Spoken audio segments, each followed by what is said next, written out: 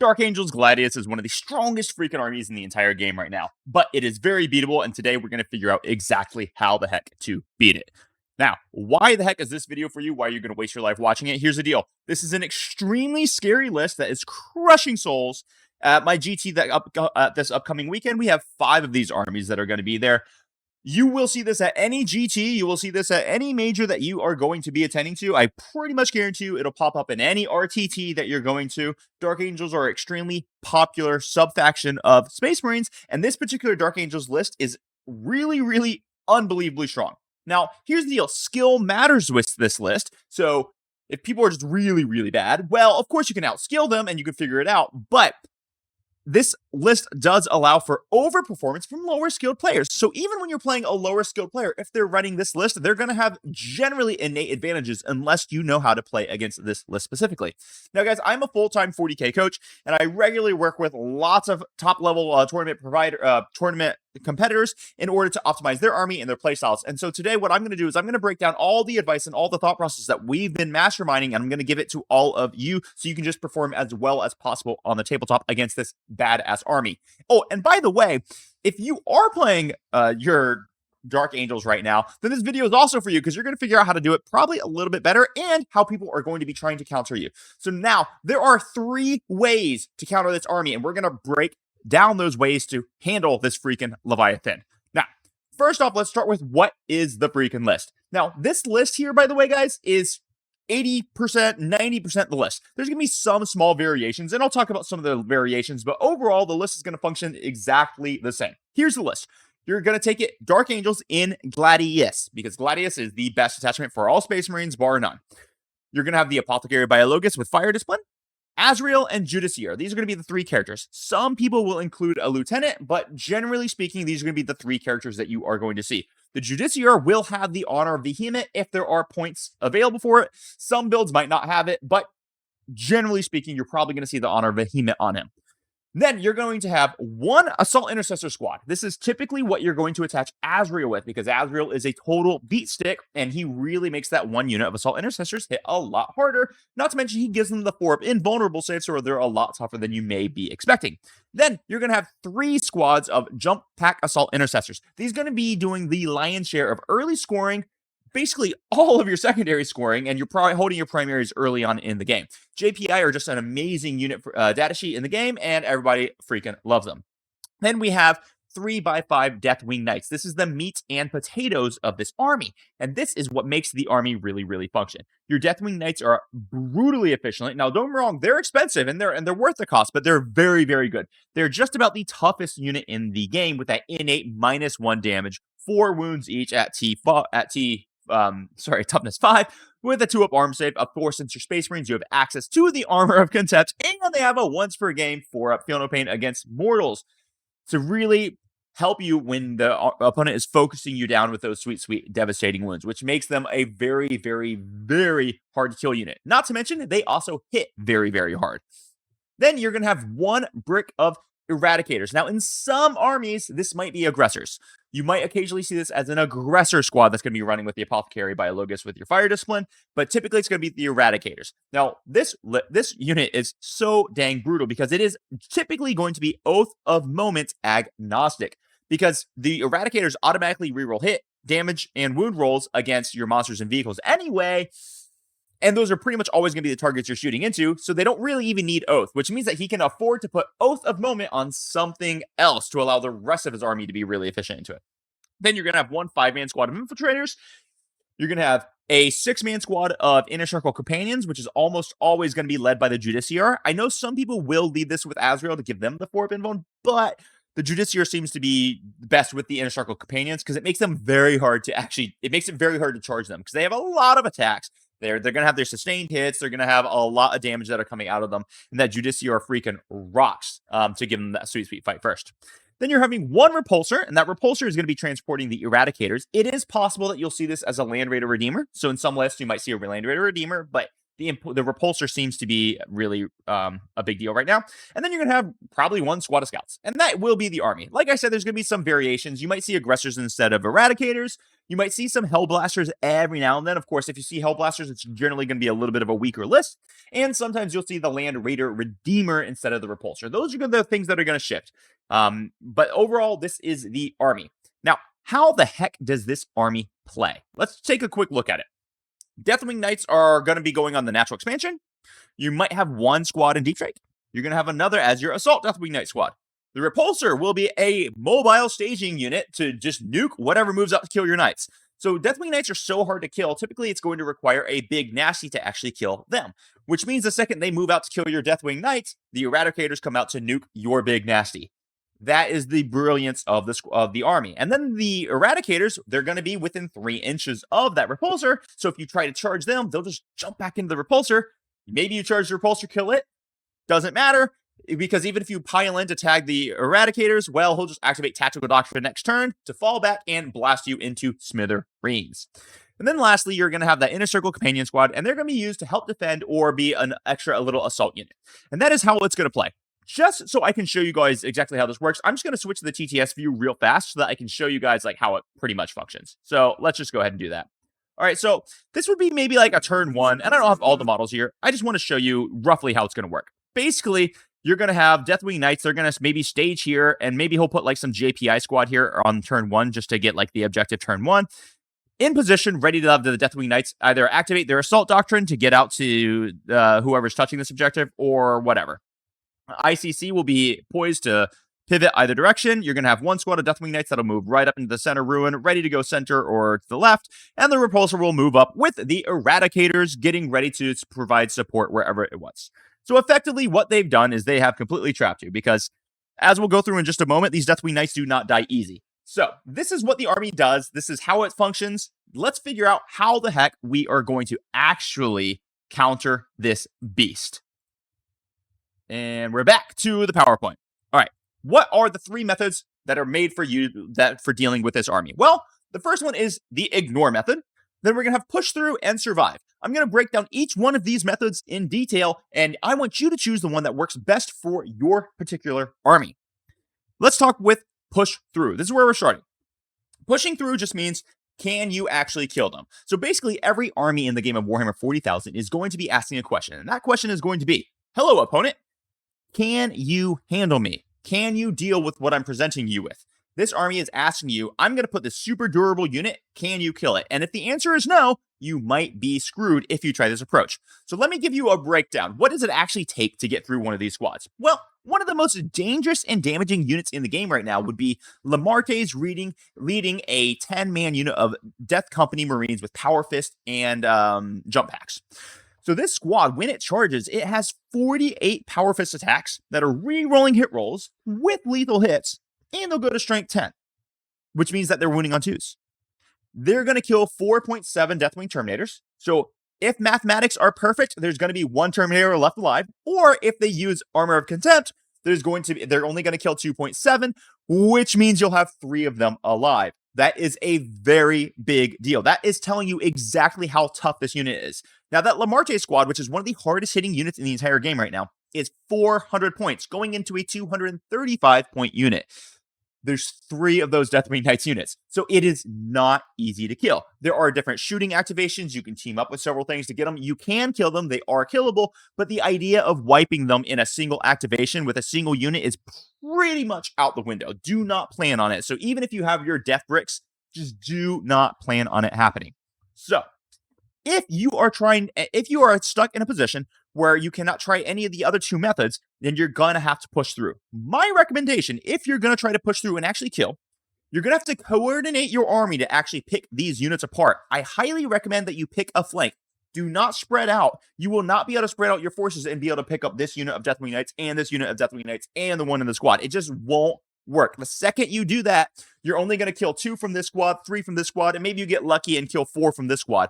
The swing back will really, really hurt, and then the Inner Circle Companions come in to wipe the things that went in, and the Eradicators come out to wipe the things that went in on the other side, and then you're going to be all out of points. Your army is going to be finito, done, 30.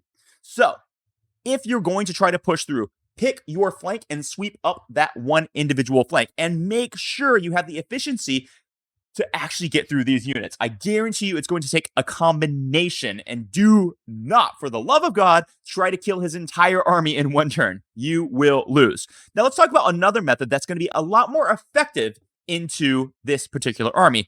And then I'm going to talk about the third style, which is actually going to be the most effective into this army. So let's go for ignore. Now, ignore is a strategy that works really well for specific armies, such as your Grey Knights, your Hypercrypt, your Eldar, your Dark Eldar. The strategy generally involves picking the rest of his army apart and just ignoring primary for the first few rounds. So yes, he's going to hold primary because there's no way that you can really afford to trade units into those Deathwing Knights. It's just not going to work particularly well. Now, if you have a lot of MSU, you can really try the next strategy, which I call survive, and we'll talk about that in a minute. But effectively, you're going to kill his JPI. You're going to kill his scouts. The second you kill all of that, he is in a pickle, because now he's going to have to be doing actions with his Deathwing Knights. He's going to have to be doing actions with the Eradicators. Killing a repulsor is not that hard, so all of these armies can generally kill that repulsor. Now, guys, I understand Grey Knights, you're shooting. I'm well aware of all of the issues that you have, but you do not have to engage with the Deathwing Knights. And my recommendation is that if you're one of the armies that doesn't have to engage with the Deathwing Knights, I would not engage with the Deathwing Knights. I would pick apart the rest of his army. I'd be scoring my secondaries. And then in round 3, I would be able to put my units onto the objectives just to outscore with OC those Deathwing Knights, so that it doesn't even matter if you don't kill his Deathwing Knights, he won't be able to score any more primary or secondaries for the rest of the game. Playing a late game approach against this army typically works a lot better. Now let's go on to method 3, which I believe is the best method when dealing with this particular style army. This is what I call survive. Here's the deal. Deathwing Knights are great at killing infantry. They're going to have 4 attacks each, strength 6, AP 2, damage 2, with anti-monster vehicle 4 up. They have an amazing profile for dealing with infantry and monsters and vehicles, but there are absolutely ways to survive them. One of those ways, for example, is if you're playing, AC/DC Chaos right now. They cannot kill your Accursed Cultist blobs in an activation. It just won't happen. And when you charge in, you will kill 1 to 2 of the knights. If you have a unit like this, just like a massive blob that is relatively durable, that they just can't shoot through the wounds on, you're going to out-OC him, which is going to completely deny his primary, because the Deathwing Knights Gladius list lives and dies on primary scoring. They are only OC1, and you can just out-OC them. Once you've tied that unit down, they're going to have to bring in support, which means the Inner Circle Companions have to come in. The Eradicators have to try to bring them out. But Eradicators are not good at dealing with your hordes. So your hordes that have obnoxiously durable profiles tend to work really, really well into these lists. So if you're looking at your Black Templars list with the Feel No Pain, you're looking with, and all the Crusaders, you're looking at a lot of these, like sometimes Custodes can even do it a little bit, but the Custodians aren't really hordes, but you're really looking at that AC/DC list. Honestly, even Green Tide can do this fairly well. And there's a couple other examples out there as well. Now, OC trading is my preferred method of winning this game. If you can, and if you're playing Dark Eldar, really not Eldar, but if you're playing Dark Eldar, for example, what you can do is you can just go drop off a unit of Cabal-Light Warriors and put them on the objective and say, cool, you don't score primary this turn. And just start picking everything else apart. And then what's going to end up happening is, since you have more OC on that objective, he doesn't score primary. Sure, he kills your unit, but then he has to expose his unit to your entire army, which you will then pick apart. Like if you have 20 Dark Lances and Blasters and things like that, and Lilith Hesperix, you're going to end up picking up that Deathwing Knight squad. So you want to play the trade game. You want to force the trade game. Sisters of Battle can do this very well as also. Even Tau, to some extent, can do this, because Tau have the ability to just, any unit that gets killed, they have the ability to give full rerolls to hit to the rest of the army. So it's like, Tau have the ability to focus fire this down, and you can just have an astonishing amount of units as well. So, the Eradicator blob is an issue that we have to deal with. The Eradicator blob kills one thing very well, and will overwatch another thing very decently well. This is the way to deal with the Eradicators. If you can nuke that repulsor, put them on foot, they are going to be pretty slow, and their range is only 18 inches. Now, at any point in time, he can put them in the Destructor or the Destroyer or Devastator Doctrine, that's the one, and he can give them access to advance and shoots. But you can predict exactly when he's going to have to do that. You can control his CP usage by forcing him to do that. Long-range firepower is fantastic against this army. And that's the way that I would do the survival. What you're going to want to do is just deny him primary every game by playing the up trade. This works really well for your MSU units. Don't necessarily worry about killing as much as just denying all of his scoring. He is terrible at doing secondaries, especially once we've already killed all of his secondary scorers, which means he has to score his primary, and you can just deny that primary. Now let's talk about some target priority. And then in my last slide, I've got a really juicy tip for everyone here. So target priority. The Eradicators enable the rest of the list. If you can get those Eradicators gone, then your big nasties can tend to handle the Deathwing Knights. Let's just say, for example, you have a unit of Deathwing Knights and they're attacking your Dreadnought Redemptor. Your Dreadnought Redemptor typically wins out in that exchange because he's going to be killing one Deathwing Knight versus the Deathwing Knights causing 6-ish damage to him. That is a big win for you. That is a huge trade for you. So you absolutely want to be able to do that. But you can't do that until after the Eradicators are dead. So you have to choose, can I handle this flank's Deathwing Knights, or can I at least handle these Eradicators? Once you handle the Eradicators, your big nasties can come out to play, but you can't bring them out to play until after the Eradicators have been taken out. So I prioritize dealing with those Eradicators first. Sometimes that's not possible, and you just have to pick your flank and push through a unit of Deathwing Knights first. If that's the case, make sure you do it. And remember, you don't necessarily have to kill the entire Deathwing Knight squad. If you get them down to one member, you can then flood them with bodies, and there's nothing they can do about fighting out of it. They are only OC1. So, most targets that can push the Deathwing Knights are terrified of the Eradicators. Now, here's the deal. This can change if they're running an Aggressor Blob. If they're running an Aggressor Blob, you can no longer do the thing where you're just trying to bog them down with one unit of a Cursed Cultist. It won't work any longer because those aggressors will chew through the unit of a Cursed Cultist. Now you'd have to bring the big nasties out to play early. So it changes a little bit if they're running the Aggressor Blob than the Eradicators. But overall, it's just, if they're playing Eradicators, save the big nasties until you've dealt with the Eradicators. If they're playing aggressors, bring the big nasties out early. More or less is the advice I would give. Now, here's the deal. These are the ideal armies that are made to handle the Deathwing Knight Gladius list. You've got your Accursed Cultists, like I brought up a few times. You've got the 100 Black Templars list. Honestly, Green Tide can still handle it, even though Green Tide is kind of out of favor right now. Tyranids with Invasion Fleet actually kind of like this list. Suddenly, when those Exocrines are getting sustained hits against these Deathwing Knights, that damage 3 goes down to damage 2. Still only takes 2 to go through them. They do not like messing with your Tyranids. Tyranids Invasion Fleet actually kind of chews through this. Vanguard actually has some play into it as well. When you get those Gene Stealers rolling on up, that actually is a lot of attacks that are rerolling hit rolls and wound rolls that have devastating wounds attached to them. That can be a big problem for some of these Deathwing Knights. Hypercrypt has the ability to outscore these guys. What they do is they drop their Silent King somewhere who's making the Doomsday Arcs ignore modifiers. You can absolutely do trauma to those Deathwing Knights with it. Here's the deal, guys. This is the tip. This is the tip that's going to save everyone's butt when you're playing against this army. This army lives and dies on primary. If you try to fight them on primary and it's a battle that your particular army cannot win, you're going to lose. So I highly recommend thinking strongly about secret missions when you're playing against the Deathwing Knights Gladius list. Focus on getting your secondaries as high as possible and denying as many of their secondaries as possible.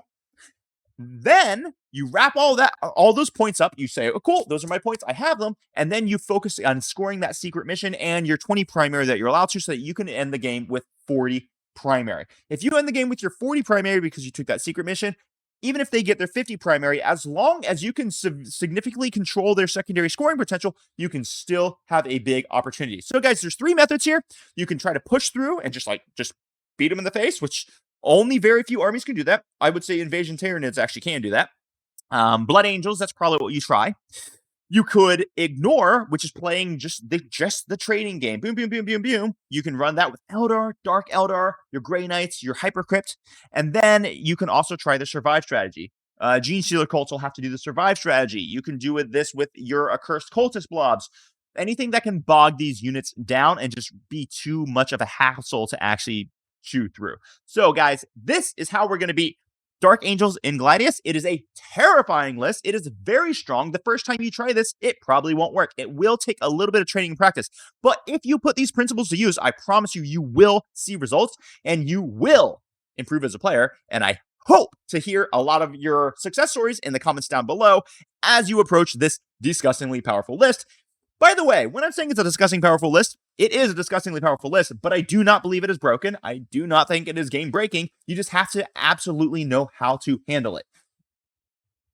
With that, have a great day. Cheers.